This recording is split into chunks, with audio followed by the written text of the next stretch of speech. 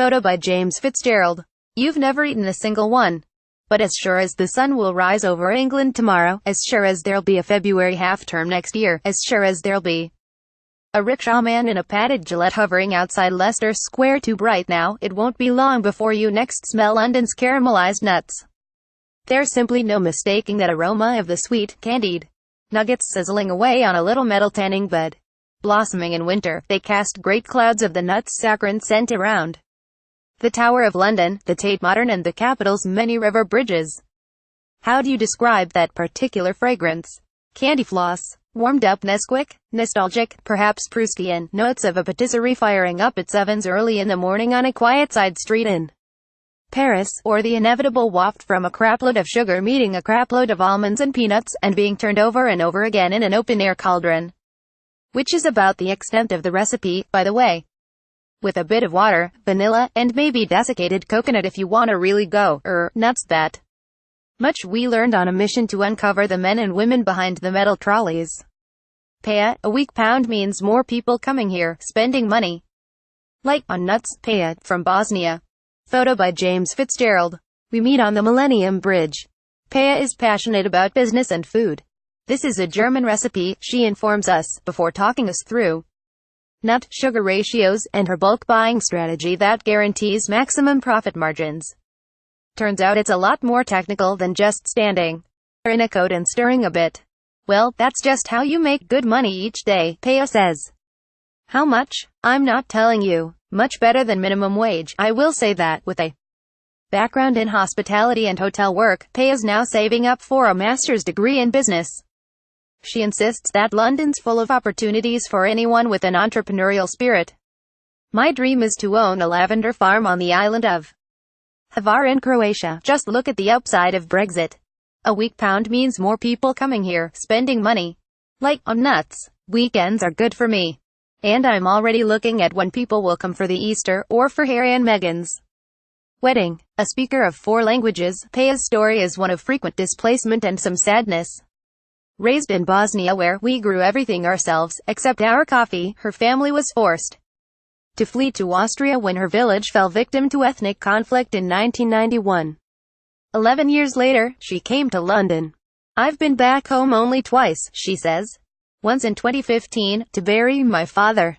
My dream is to return to that area one day, to own a lavender farm on the island of Hvar in Croatia. It's a dream, but I think it can be achieved. Jim, look away from the trolley. Even 1 minute and you lose a customer, or you burn everything. Jim, from Montenegro.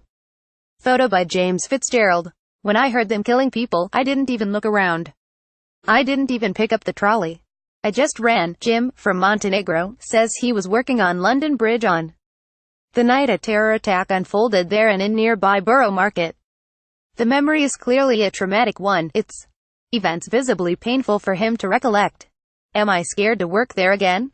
Yeah, I am. I think I probably won't go back at all. Speaking while being mobbed by scores of eager customers outside the British Museum, Jim tells us he's shocked that the 2017 atrocity could have happened here in friendly London. He, too, considers himself to have been displaced by some distinctly unfriendly conflict in the former Yugoslavia. He arrived here in 2000, lives in Greenwich, and has hardly looked back to the Balkans. My life is here now, he says. I do this a couple of days a week. And work in the car wash the other days. When I heard them killing people, I didn't even look around. I didn't even pick up the trolley. While he insists he's content with his lot, Jim paints a picture of the hardships of the job. Look away from the trolley even 1 minute and you lose a customer, or you burn everything, he explains, signaling at the cauldron thing before us. Toilet breaks. In there, he motions to Starbucks, after you've done 4 hours of standing at the trolley, moving the bloody thing around. It's like a shopping cart, he confirms. Jack, I tried putting in honey once. I think people weren't ready for it. Jack, from Kosovo. Photo by James Fitzgerald. I've been doing this for about 15 years, beams Jack from Kosovo, and yes, I do still love the eating them. I even buy them from other people. Look, this is me. Here, he gesticulates to imply he likes to shovel great fistfuls of the candied snack into his gobbin. One go. Jack's dedication has seen him perfect his own nut recipe that, it's probably fair to say, is crunchier than most. I've had time to experiment, he says. I tried putting in honey once. I think people weren't ready for it, but it turns out his dedication is not only to the nuts. His wife is disabled, and as well as supporting her via this and his other odd jobs, Jack wants to be there for his 2 sons, who are training to be electricians. One of them even has a shot at making it as a professional footballer. I do still love the eating them. I even buy them from other people. It's not a great living, but it's okay, he shrugs. What I do for them. Standing in a narrow passageway on the south bank that leads into Blackfriars Station, Jack seems to act as an enthusiastic human signpost for tourists and lost Londoners, at least as much as he acts as a seller of caramelized nuts. I'm always aware of where I am, he remarks. It's harder to do this in Westminster and Lambeth now. The councils always try to tell you move on. Another accepting shrug comes next. They're just doing their jobs, like I'm doing mine. The Nutcrackers photo by James Fitzgerald. Each of our new friends were quick to make remarks along the lines of, I'm just briefly looking after the trolley for a friend at the moment. It'll come as little shock to know that many of the hot nut brigade you tend to see out and about aren't meant to be there. Both Lambeth and Southwark councils confirmed that selling caramelized nuts is like any form of street trading, it requires a license. A spokesperson for Lambeth tells us, there are pitches that can be legally allocated to traders on the basis that they maintain food hygiene standards, set up in sensible locations, and operate safely.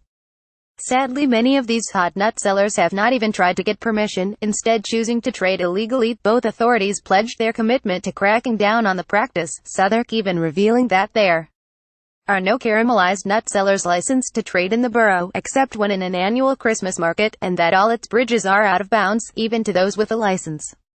The question of how the hell you know what you're eating is always a fair one. In a city that's increasingly regulated, some of it for good, some of it for bad, these traders won't last forever.